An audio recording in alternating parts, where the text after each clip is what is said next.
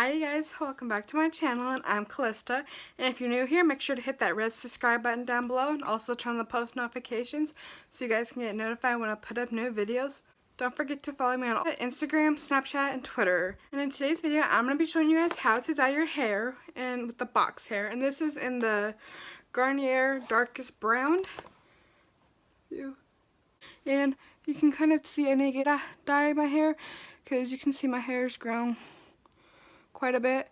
The last time I got a cut was, I believe, in May, and that's when I last dyed it. So it's been about 5 months since I've dyed it, so it's about time to. And if you haven't already and you're wondering where I did this and I got these lights, go check out my last video. I'll be sure to link it in the iCard thing up in the corner. So I hope you guys enjoy. Let's get right to it. So you guys, I'm in my bathroom. As you guys can tell, this is where I usually dye my hair at, just because it's the easiest place to do it and less likely to make a mess.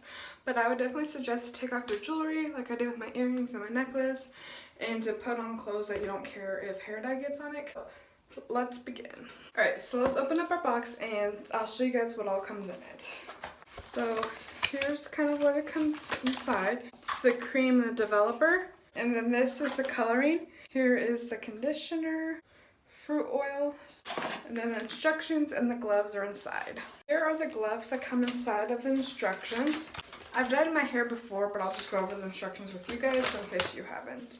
What you're going to do is you're going to take your bottle A, and as it has on there, you're going to take it and remove the cap. I would suggest to get on your gloves before you add the hair coloring, just so then that way you're not dyeing your hands. So after you remove the cap from A, you'll open the color cream B using the instructions. So you're going to open B, the color thing, and then after you do that, you'll squeeze the entire contents from B into A. So what you'll do is you'll take the cap off, and there'll be this pink ring, and you'll take that ring off, and then you'll just twist the cap back on. Just get your container and then just pour it all in there.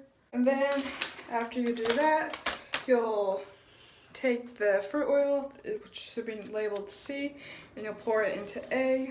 And then after you do that, it says get the tip back on it. Then I would recommend putting your glove back on, because you're going to have to shake the bottle to get the color all mixed up, and you don't want the dye to be on your hands. Just take it, and I'm going to look in the mirror because I can't do this. So here is the end result.